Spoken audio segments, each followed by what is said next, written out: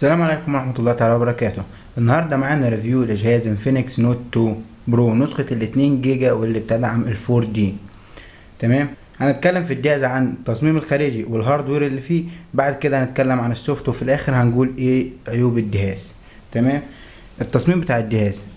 من هنا عندك سماعة المكالمات، جنبها الليد دي نوتيفيكيشن، لمبة الاشعارات، بعد كده كاميرا بدقة 2 ميجا بكسل، سنسورات، شاشة 6 انش، الجزء ده مفيهوش اي حاجة. من هنا عندك المايكرو يو اس بي، مايك المكالمات، الجنب ده مفيهوش اي حاجة. من هنا مدخل السماعات 3.5 ملم. من هنا كاميرا بدقة 13 ميجا بكسل، فلاش احادي انفينكس نوت. هنا سماعات طبعا في الطرف من هنا عشان الصوت ما يتكتمش، لان الجهاز فيه كيرف يعني من جميع الاتجاهات، من هنا ومن هنا ومن هنا ومن هنا، والسماعات جاية في الطرف على اساس ما تبقاش مكتومة، لكن طبعا لو موجودة هنا كانت هتبقى احسن. الجهاز السوفت اللي فيه هو ايه، السوفت اللي فيه الهوت نوت نفس الشكل ونفس كل حاجة، هو لوليبوب 5.1. تمام، طبعا بواجهة اكس يو اي الخاصة بانفينكس. الجهاز خلينا نتكلم عن الهاردوير اللي فيه. الجهاز بتشيب سيت ام تي 6753 كورتكس اي 53. الرام اللي في الجهاز 2 جيجا. كارت الرسوم اللي فيه او الجي بي يو مالي تي 720. الشاشة دقة الشاشة 1280 في 720، بتديك دي بي اي 320. الذاكرة الداخلية بتاع الجهاز 16 جيجا، المتاح لك من الاستخدام 9 وكسور. البطارية بقدرة 4040 ملي امبير. وبمناسبة البطارية انا كنت شاحنه من 7% لحد 90%. تمام، عمل في الوقت ده كله استخدام من 90% لحد دلوقتي هو حاليا 63%. استخدام 3 ساعات و25 دقيقة سكرين اون، يعني في حدود 3 ساعات وتلت. الجهاز عمل على انتوتو اللي هو اصدار انتوتو اللي هو ال 5.7.1، عمل عليه 36791 نقطة. انما على الاصدار اللي هو ال 6.0 الجديد عمل 38387 نقطة. تمام، انا اختبرته على الاتنين عشان الاراء ما تختلفش. طبعا الشاشة 5 صوابع، مالتي تاتش حد 5 صوابع، وده بيريحك في الكتابة بسرعة، او الالعاب اللي بتحتاج ان انت تستخدم اكتر من صباع وانت بتلعبها عشان تديك اداء كويس. تمام، الجهاز طبعا زي ما قلنا بالشيب سيت بتاعته ام تي 67 53، ال 64 بت، ونظام اللوليبوب بنفسه 64 بت برضو، لذلك هما الاتنين بيعملوا اداء ممتاز مع رام 2 جيجا، فالاداء هتلاقيه كويس جدا في الالعاب اللي محتاجه جرافيك عالي، لان كارت الرسوم اللي فيه برضو يعني كويس مش بطال. الجهاز ما بيسخنش غير وهو بيشحن. تمام، وده لانه طبعا خاصيه الشحن السريع، فلازم هتلاقيه بيسخن معاك، وبيسخن كمان بدرجه عاليه، انما في العادي ما بيسخنش. حتى لعبت جربته في الالعاب برضو يعني سخونه اللي هي معقوله.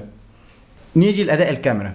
التشيب ست دي معروفه ان في مشكله في معالجه الصور بتاعتها. طب المشكله هنا موجوده؟ موجوده فعلا، لكن في الاضاءه الطبيعيه مش موجوده. لو هتصور حاجة في النور الطبيعي في النهار بالذات هتلاحظ ان الصورة فعلا كويسة. تمام، انما في الاضاءة العادية هتبقى الصورة فيها نويز واضح. لكن في كلتا الحالات ما تستخدمش الكاميرا اللي هو البرنامج بتاع الكاميرا الديفولت بتاع الجهاز نفسه. نزل اي برنامج كاميرا يعجبك. انا منزل مثلا جوجل كاميرا، تقدر تنزل كاندي كام، مثلا يو كان بيرفكت، في اكتر من برنامج كاميرا، ريتريكا، اي حاجة. تمام، الجهاز فقير جدا من ناحية السنسورات، ودي يمكن من اهم عيوبه. لكن في الفئة السعرية دي في اجهزة كتير مش موجود فيها سنسورات يعني، فقلة السنسورات في الفئة السعرية دي متوقعة. لكن في حاجة كويسة، الجهاز مفهوش سنسور جيروسكوب، لكن بيدعم ان انت تشغل الالعاب اللي محتاجة سنسور جيروسكوب. تمام، يعني جانشا باتل شغالة 100 وهنشوفها في الجيمنج ريفيو. الشاشة زوايا الدقة فيها ممتازة من جميع الاتجاهات. السوفت انفينكس معدل عليه على الاندرويد بتاعها، بحيث ان هو في حاجات كتيرة موفرها لك. موفر عندك ان انت تنزل سيمز وتغير السيمزات بدل الديفولت اللي موجود عندك. تقدر تغير الخط من غير ما تعمل روت ولا تعمل اي حاجة. في الفونت مانجر هتلاقي شوية خطوط تغير فيهم، سواء انت عامله بالعربي او عامل الجهاز بتاعك بالانجليزي. السماعة الخلفية ممكن الناس تقول ان هي مكتومة، تمام، لكن هي صوتها عالي جدا. هنجرب دلوقتي نسمع حاجة فيها صوت بس، لكن هنشغل فيديو على اساس نشوف دقة الفيديوهات والتشغيل ودقة الشاشة في تشغيل الفيديوهات، ونسمع الصوت بالمرة.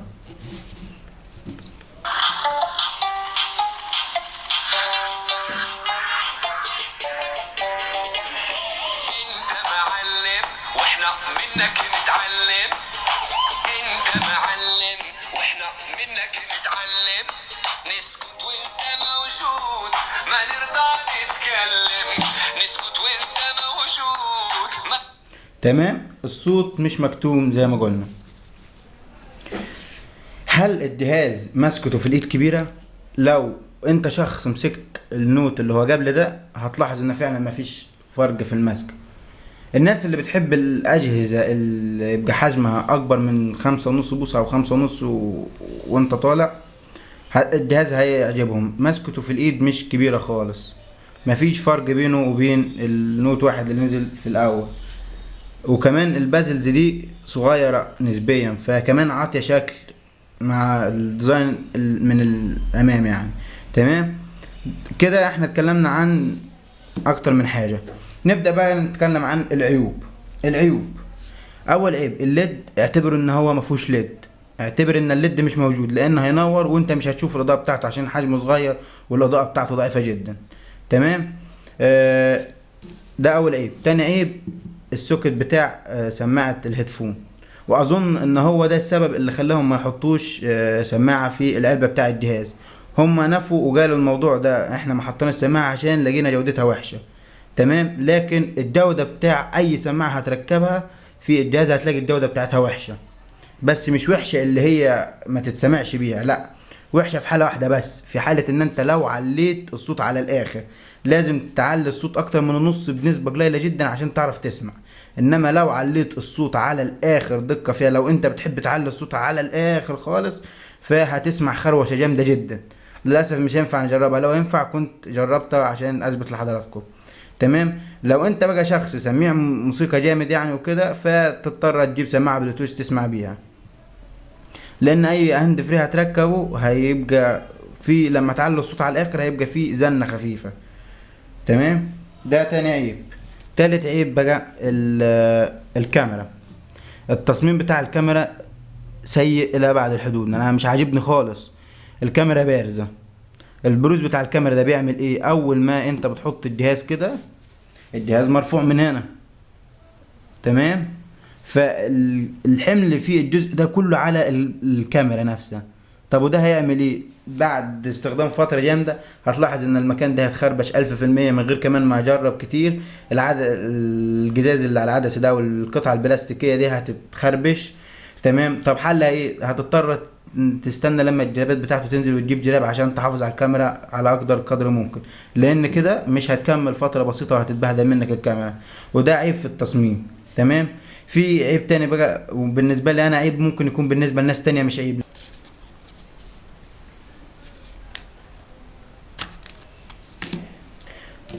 واخدين بالكم الزراير في الظهر نفسه بتاع الجهاز، الزراير اهي طبعا مستفزة، ان انا مش عاجباني خالص، وكانت موجودة في الهوت، سلسلة الهوت كلها. انما في النوت 1 او النوت اللي نزل في الاول كان الجزء الظهر بتاع الجهاز بيتخلع من الجزء ده كده، فكان اريح في التعامل. مش عشان ان انت بتخلع وتركب والكلام ده، لا، عشان الزراير نفسها موجودة في الفريم، والفريم مش في الظهر نفسه زي ده كده. انما كده الزراير نفسها لما بتقلع بتتقلع معاك. وغير كده الزراير نفسها تحس ان هي اصلا مش صعبة تتحس وانت بتعمل فيها، انما شغالة ادائها حلو وكل حاجة. انما كنت اتمنى انها تبقى في الجزء ده نفسه، وكان يبقى شبه ظهر النوت 1 اللي نزل في الاول. دي العيوب اللي لحد دلوقتي اللي ظاهرة معانا. اتمنى ان الفيديو يكون عجبكم، وان نكون وضحنا كل حاجة في الفيديو.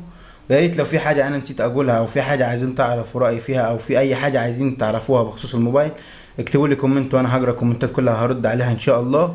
وفي نهايه الفيديو لو عجبك الفيديو اعمل لايك للفيديو وسبسكرايب للقناه، والسلام عليكم ورحمه الله تعالى وبركاته.